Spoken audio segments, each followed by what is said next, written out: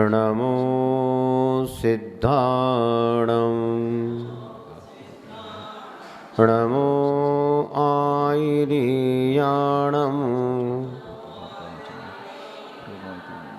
नमो वज्रायाणं नमो लोहे सवसाहुणं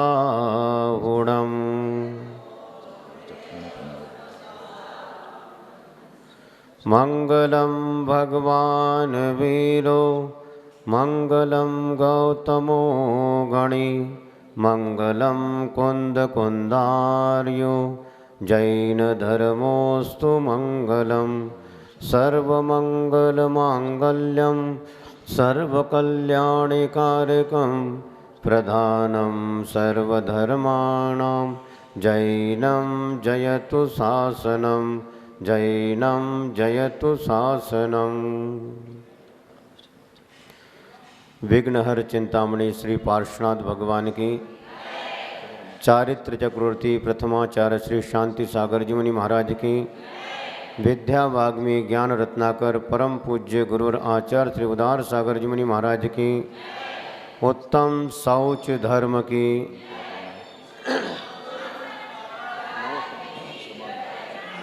धर्म प्रेमी स्नेह बंधुओं, आपके यहाँ कोई मेहमान आता है, यानी आपके घर की बात कर रहे हैं, यहाँ की नहीं तो यहाँ तो बोले राजेश आप संभालो।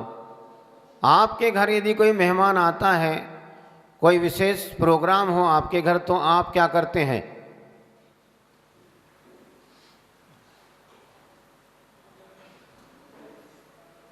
आप ही बता दो महाराज।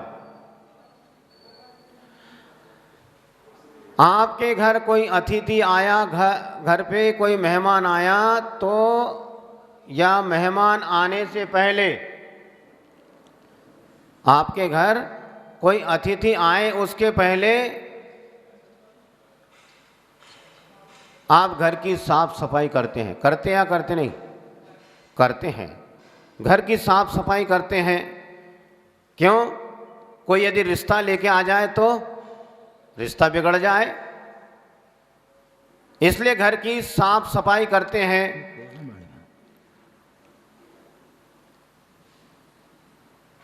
और कोई किसान है, उसको खेत में बीज डालना है, अनाज उत्पन्न करना है, तो बीजारोपण करने से पहले खेत की सफाई करना आवश्यक है।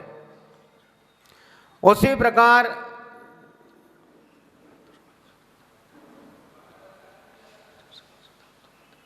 सत्य धर्म आने से पहले हमारे आत्मा की सफाई आवश्यक है या नहीं?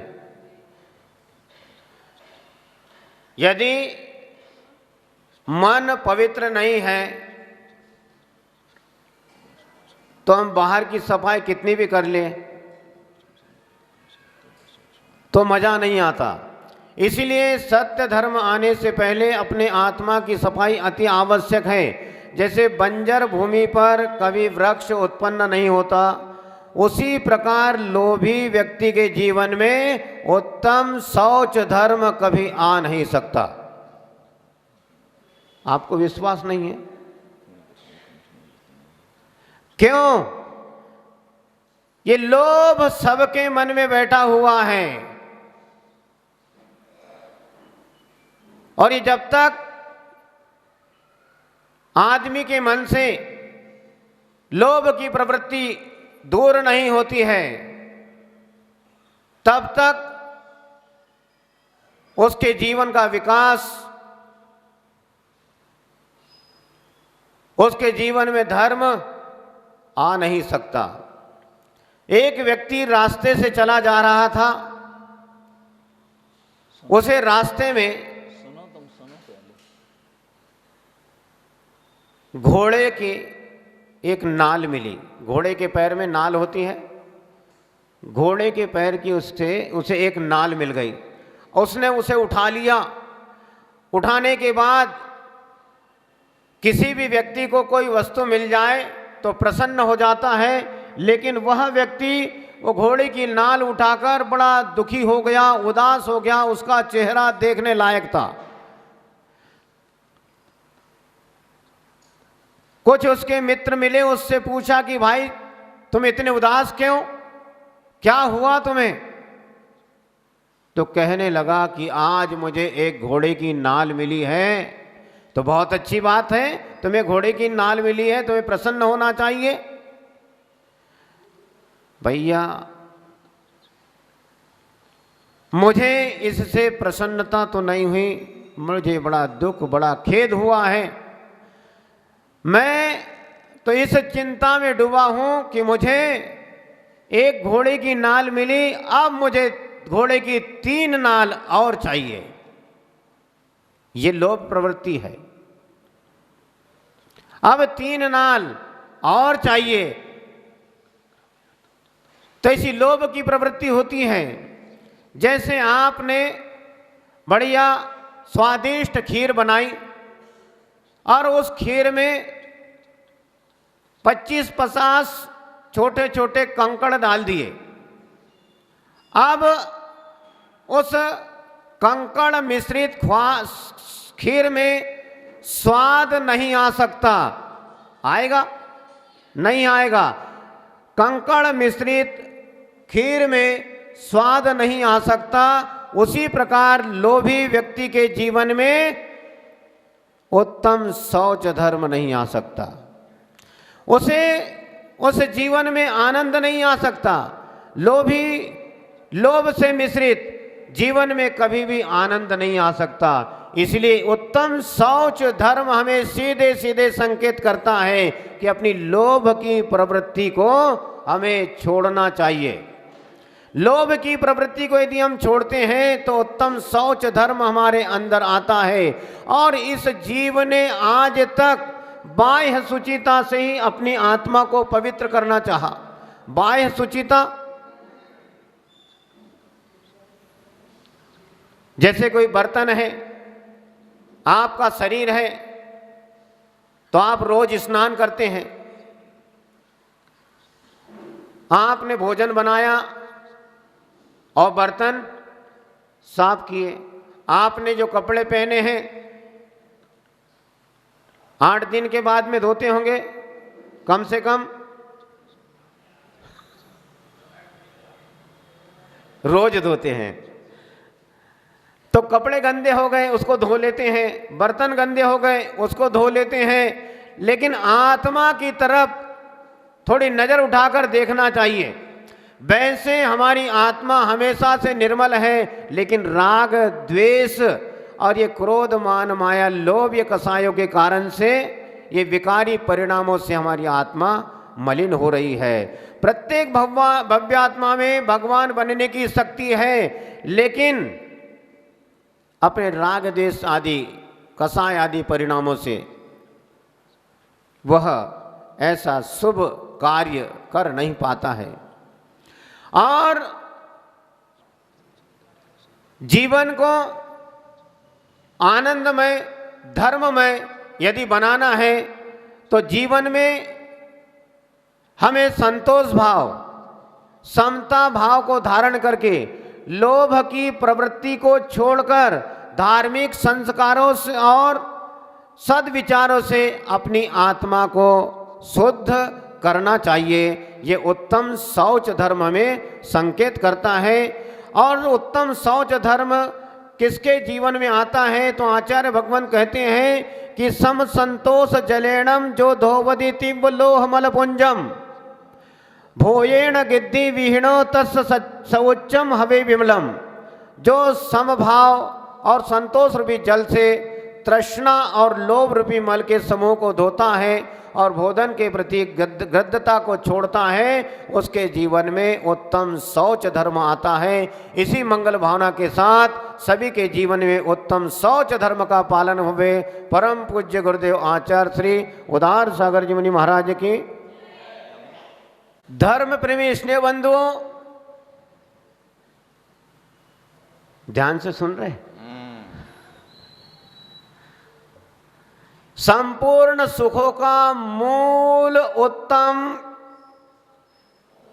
कारण उत्तम शौच धर्म है। संपूर्ण सुखों का मूल उत्तम शौच धर्म है।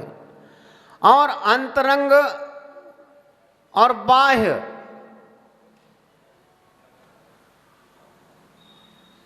दोनों की आवश्यकता है।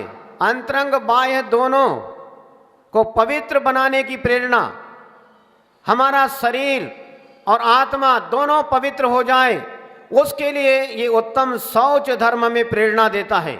लेकिन हम करते क्या है? शरीर की साफ सफाई में, कितना भी बूढ़े से बूढ़ा आदमी हो जाए, ऐसा कोई व्यक्ति नहीं होगा जो दर्पण के सामने रोज खड़ा नहीं होता होगा। दर्पण देखेगा, मूंछ बड़ी है तो थोड़ी ऊपर उठाएगा, मूंछ ही नहीं होगी तो क्या करेगा? जिसकी मूंछ है उसकी बात हम कर रहे हैं। वो कुछ ना कुछ करेगा। क्यों करेगा? क्योंकि शरीर की सुंदरता बनी रहना चाहिए, शरीर की सुंदरता कम नहीं होना चाहिए। इसलिए सुबह शाम स्नान करेगा। गर्मी के दिन आएंगे तो 2-4 बार करेगा, और ठंडी के दिन आएंगे तो पानी गर्म करके करेगा, लेकिन शरीर की साफ सफाई हमेशा करेगा। और मैं तो कहता हूं कि शरीर की साफ सफाई तो हाथी स्नान जैसी है। हाथी क्या करता है? स्नान करता है और अपने सूंड से धूल डाल लेता है। वैसे ही व्यक्ति का काम है, रोज स्नान करता है। ये हाथी स्नान जैसा है। ये बाहर की सफाई के साथ साथ अंतरंग की सफाई भी हमें आवश्यक है, क्योंकि अभ्यंतर शोधिए बाहिर शोधि ही होदि नियमेण अभ्यंतर दोषिण हुआ गुणदि नरो बाहिरो दोषे। आंतरिक शुद्धि होने पर बाह्य शुद्धि नियम से होती है, ऐसा भगवती आराधना ग्रंथ में लिखा है। तो हमें बाहरी शुद्धि के लिए अंतरंग शुद्धि आवश्यक है, और अंतरंग शुद्धि के लिए ज्यादा मेहनत करने की आवश्यकता नहीं है। थोड़ा सा हमारा मन धर्म ध्यान में लगाना होता है। बाहर की शुद्धि की तरफ तो सबका मन होता है, लेकिन अंतरंग शुद्धि की तरफ नहीं हो पाता है। अंतरंग शुद्धि के लिए ऐसा वर्ष में 3 बार पर्युषण पर्व आता है। और पर्युषण पर्व तो छोड़ो, हम तो कहते हैं कि सूर्य की पहली किरण, प्रतिदिन का सूर्योदय हमारे लिए संदेश लेके आता है कि तुम्हारे अंदर ज्ञान का जो अंधकार है, अज्ञान का अंधकार है, उसको दूर करने के लिए जैसे सूर्य उदय होता है तो अंधकार भाग जाता है, उसी प्रकार धर्म का आचरण करते हैं तो हमारे जीवन से अज्ञान का अंधकार दूर चला जाता है। ये कसाय क्रोध मान माया, ये हमारे जीवन में उजाला तो नहीं, अंधकार बढ़ाती है। जब कोई व्यक्ति, कोई कचरा गाड़ी, कोई कचरे का ढेर हो, कोई गंदगी का ढेर हो, जब वहां से निकलता है तो नाक और मुंह के ऊपर हाथ रख लेता है, रुमाल रख लेता है। बदबू आती है। बदबू न आए इसके लिए कोई कोई लोग तो जो रोज ऑफिस और व्यापार के लिए दुकान वगैरह जाते हैं, उनको पता है कि यहाँ कचरे का ढेर है, तो अपने रुमाल के ऊपर स्प्रे सेंट लगा लेते हैं और नाक और मुंह पर लगाते हैं। लेकिन इससे तो आप डरते हैं कि गंदगी अच्छी नहीं है, बदबू अच्छी नहीं है। लेकिन एक बार विचार तो करो कि अपने अंदर जो विचारों की, व्यवहारों की, सदोष आचरण की गंदगी है, उसकी दुर्गंध हमें क्यों नहीं आती? उसकी भी दुर्गंध हमें आना चाहिए। दुर्गंध आती है। कभी कोई प्रवचन महाराज का सुन लिया, महाराज आज आपने हमारा दोनों मुख खोल दिया, आपने हमारी आज दोनों आंखें खोल दी। आज बात समझ में आई है, लेकिन कब तक? जब तक यहां बैठे हैं। यहां से बाहर निकले, छुट्टी। तो ऐसे हमारे अशुद्ध आचरण, अशुद्ध विचार, अशुद्ध व्यवहार की गंदगी है, उसकी तरफ भी हमें ध्यान देना चाहिए। ऐसा हमें प्रतिदिन करना चाहिए।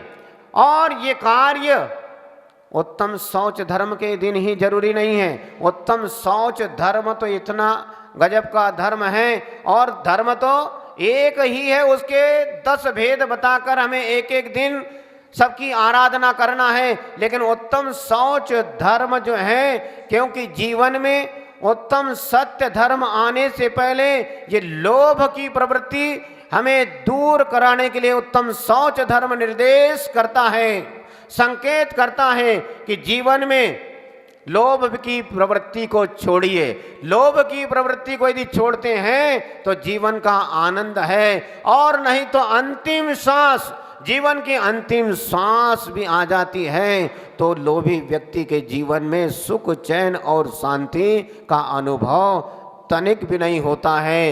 एक मरण शैया पर एक वृद्ध आदमी लेटा हुआ है, बस अब कब श्वास निकल जाए, कब मरण हो जाए, कोई भरोसा नहीं है। ये श्वास अंदर गई, बाहर आती या नहीं, इसका कोई भरोसा नहीं है। मृत्यु शैया पर लेटा है, पूरे परिवारजन एकत्रित हो गए हैं, सभी रिश्तेदार जमा हो गए हैं कि पता नहीं कब चले जाए। मरने वाला भी सोचता है कि सबका मुंह देख लूं, और सभी लोग सोचते हैं कि इनका मुंह मैं देख लूं। और कुछ लोग इतने चालाक होते हैं, लोभी प्रवृत्ति के होते हैं कि बाबा जी के गले में चैन है, हाथ की उंगली में अंगूठी है, बाएं हाथ की भी अंगुली में अंगूठी है, उसकी नजर उसके ऊपर ही होती है कि ये कब मरे, ये कब मरे और ये आभूषण हमें मिले। यहां पर परिवारजन कुछ ऐसे चालाक लोग होते हैं, वो सोचते हैं कि ये कब मरे और कब हम इसके आभूषण उतारे। और मरण शैया पर लेटा हुआ व्यक्ति सोचता है कि नहीं, अभी मैं मरा नहीं, अभी तो मैं जिंदा हूं। बड़ा बेटा कहता है पिताजी मरने वाले हैं मेरे भाई। छोटे भाई से बात करता है कि देखो पिताजी तो अब जाने वाले हैं। कैसी बात करते हो, पिताजी ने हमें इतना पाल पोस कर बड़ा किया, इतनी धन संपत्ति जोड़ी, तू समझता नहीं है, पिताजी अब जाने वाले हैं, जल्दी से इनके आभूषण उतार लिए जाए। पिताजी सुनते हैं, बोले बेटा ये तेरे विचार अच्छे नहीं हैं। अरे मेरे मरने के बाद तो सब तुम्हारा ही है, लेकिन जब तक मैं जीवित हूं तब तक मेरे आभूषण उतारने की कोशिश मत करना। एक तरफ परिवारजन कहते हैं कि इनके आभूषण उतारो, और दूसरी तरफ मरण शैया पर पड़ा हुआ व्यक्ति कहता है कि मेरे आभूषण मत उतारो। दोनों तरफ लोभ की प्रवृत्ति है। जैसे ही बाबा जी की अंगूठी को हाथ लगाया गया, उनके गले में जो चैन थी उसको हाथ लगाया गया, उसी बीच कोई एक घटना घट जाती है और बाबा जी का मन इतना घबरा जाता है कि कैसी संतान है मेरी। इस अफसोस में उनकी आवाज चली जाती है। विशाल भाई, उनकी आवाज चली जाती है। उसी बीच अंगूठी भी उतर जाती है और चैन भी उतर जाती है, और बाबा जी का एक हाथ ऊपर उड़ जाता है। बड़ा बेटा सोचता है कि पिताजी और कोई माल खजाने का पता बता रहे हैं। अब बाबा जी की आवाज चली गई, इधर अंगूठी और चैन उतर गई। बाबा जी ने हाथ उठाया, आंगन की ओर संकेत किया। बड़ा बेटा कहता है कि पिताजी पिताजी जल्दी बता दो, जल्दी बता दो, आप बता दो कहाँ माल रखा है, कौन सी दीवार में है, किधर बाथरूम में है, आंगन में है, कहाँ है, कोई पेड़ के नीचे है, कोई खेत में, कहाँ क्या है, आप बता दो कहाँ है। पिताजी बोलते हैं आ आ।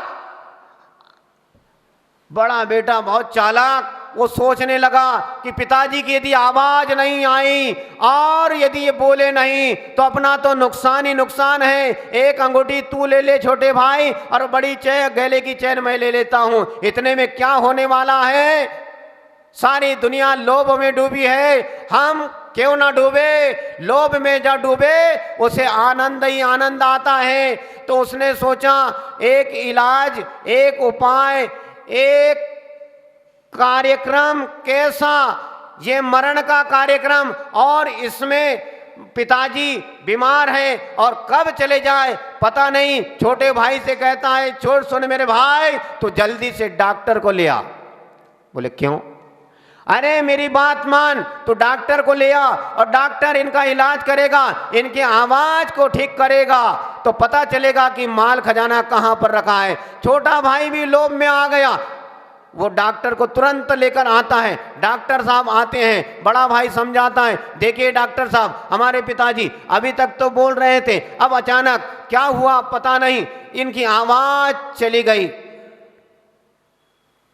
आप इनका इलाज कीजिए और आवाज आ जाए तो बहुत बढ़िया है, ये माल खजाने का पता बता देंगे तो हमारा बहुत परिवार सुखी संपन्न हो जाएगा।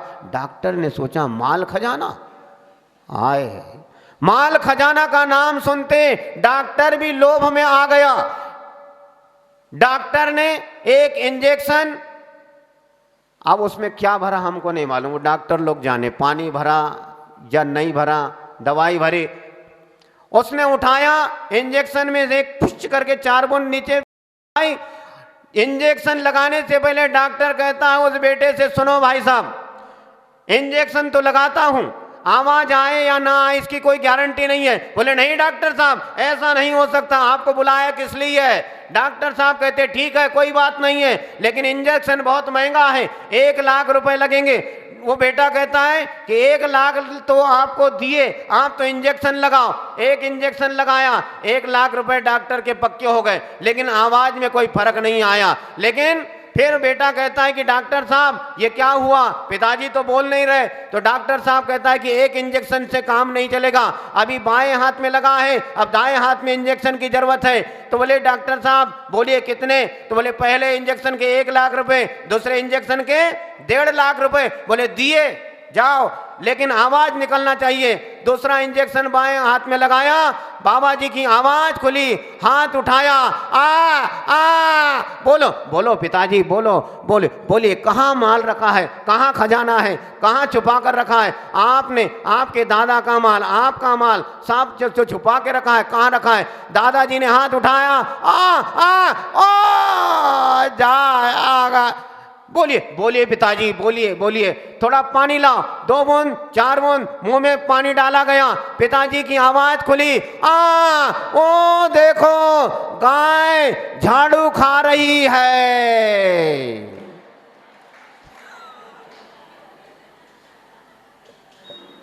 आप लोग हंस रहे।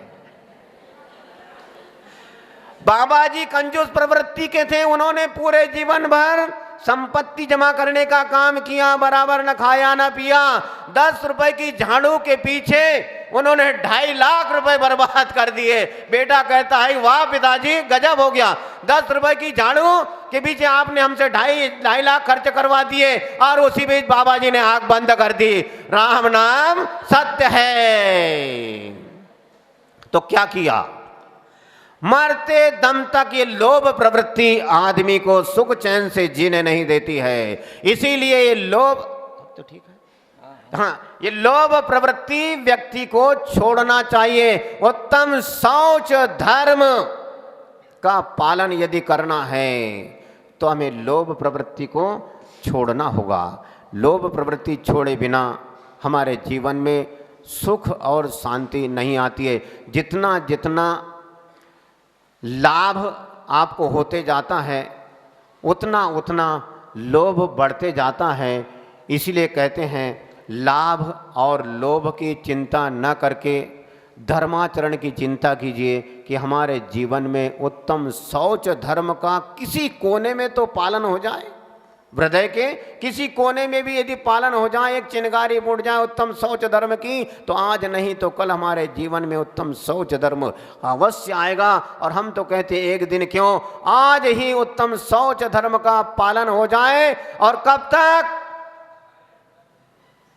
जैसे बाबा जी अंतिम समय तक लोभ प्रवृत्ति में रहे, उसी प्रकार भावना भाना चाहिए कि हे भगवान, इस तन में जब तक प्राण है तब तक मेरे जीवन में उत्तम शौच धर्म का पालन होते रहे। इसी मंगल भावना के साथ परम पूज्य गुरुदेव आचार्य श्री उदार सागर जी मुनि महाराज की